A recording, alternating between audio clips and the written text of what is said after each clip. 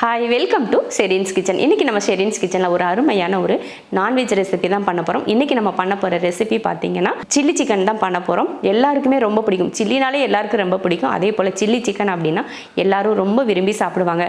வெறும் சில்லியை சாப்பிட்றத விட அதில் கொஞ்சம் அந்த சாஸ் எல்லாம் ஊற்றி இந்த குடமிளகாய் இதெல்லாம் போட்டு செஞ்சு சாப்பிட்றப்போ எல்லாரும் ரொம்ப விரும்பி சாப்பிடுவாங்க. அந்த மாதிரியான ஒரு சில்லி சிக்கன் தான் இன்றைக்கி நம்ம கிச்சனில் பண்ண போகிறோம். வாங்க பார்க்கலாம். 1/2 கிலோ எலும்பில்லாத சிக்கனாக க்ளீன் பண்ணி எடுத்து வச்சுருக்கேன். அதை பார்த்தீங்கன்னா நான் இப்படி நீல வாக்கில் கட் பண்ணி எடுத்திருக்கேன். 1/2 கிலோவுக்கு ஒரு முட்டை, 1/2 ஸ்பூன் மிளகுத்தூள், தேவையான அளவுக்கு உப்பு, கார்ன்ஃப்ளவர் 2 ஸ்பூன், மைதா 1 ஸ்பூன், ஒரு 1/2 ஸ்பூன் அளவுக்கு சோயா சாஸ் ஊற்றிட்டு இதை கலந்து விட்டுறலாம். லைட்டாக கலந்ததுக்கப்புறம் ஒரு 1/2 ஸ்பூன் அளவுக்கு இஞ்சி பூண்டு பேஸ்ட் போட்டு நல்லா மிக்ஸ் பண்ணிடலாம்.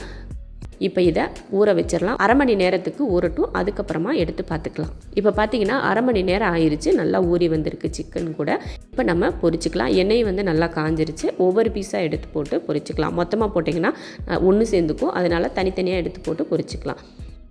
நான் எப்பயுமே சொல்கிறது தான், சிக்கனோ எதுவும் பொரிக்கிறதா இருந்தால் போட்ட உடனே கலந்து விடக்கூடாது. கொஞ்சம் பொறுமையாக விட்டு அதுக்கப்புறமா தான் கலந்து விடணும். இப்போ பார்த்திங்கன்னா சிக்கனை கலந்து விட்டு நல்லா பொன்னிறமாக வேக வச்சு எடுத்துக்கலாம். பாருங்கள், நல்ல கலர் மாதிரி வந்துருச்சு. பார்த்திங்களா, இந்த மாதிரி கலர் மாதிரி வரணும். இப்போ எடுத்துக்கலாம். இப்போ சிக்கன் எல்லாத்தையுமே பொரித்து எடுத்தாச்சு. சிக்கன் பொரித்த அதே கடாயில் எண்ணெயை மாற்றி வச்சுட்டு ஒரு 2 டேபிள் ஸ்பூன் அளவுக்கு எண்ணெய் வச்சிடலாம். அதில் ஒரு 10 போல் பூண்டு பழம் சின்னதாக வெட்டியிருக்கேன், அதையும் சேர்த்துக்கலாம். அதில் ஒரு சின்ன வெங்காயத்தை பொடி பொடியாக வெட்டியிருக்கேன். எதுக்காகனா, நம்ம வெங்காயத்தாலெல்லாம் இதில் சேர்ப்போம் இல்லையா, அது நம்மக்கிட்ட இல்லை. அதனால் ஒரு சின்ன வெங்காயத்தை பொடியாக வெட்டி நான் இது கூட சேர்த்துக்கிறேன். இது உங்களுக்கு விருப்பம்னா சேர்த்துக்கலாம், இல்லைன்னா விட்டுறலாம். இதை வதக்கிட்டு ஒரு குடமிளகாயை இது போல் நல்லா சதுரமாக வெட்டியிருக்கேன், அதையும் சேர்த்துக்கலாம். வெங்காயத்தையும் ஒரே வெங்காயம் அதையும் அது போல் வெட்டியிருக்கேன், 2ஐயும் சேர்த்துட்டு 3 பச்சை மிளகாய் அதுவும் சேர்த்துட்டு 2 ஸ்பூன் அளவுக்கு ரெட் சில்லி சாஸ், அப்புறம் 2 ஸ்பூன் அளவுக்கு டொமேட்டோ கெச்சப், அடுத்தது ஒரு ஸ்பூன் அளவுக்கு சோயா சாஸ் ஊற்றிக்கலாம். இதெல்லாம் ஊற்றுனதுக்கப்புறமா நல்லா கலந்து விட்டுறலாம். லைட்டாக கலந்து விட்ட உடனே நம்ம வறுத்தோம் இல்லையா சிக்கன், அதையே இதில் சேர்த்துடலாம்.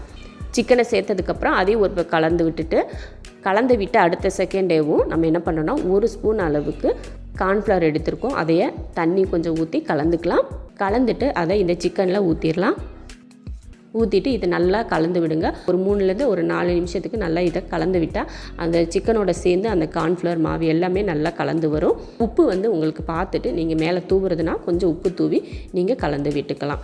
உப்பு சரியாக இருக்குது அப்படின்னு சொல்லிட்டு இருந்துச்சுன்னா உங்களுக்கு நீங்கள் அதோட விட்டுறலாம். நமக்கு உப்பு சரியாக இருக்குது அப்படின்றதுனால அடுத்து நம்ம உப்பு சேர்த்துக்கல. அவ்வளோதான், சூப்பரான ஒரு சில்லி சிக்கன் ரெடி ஆயிடுச்சு.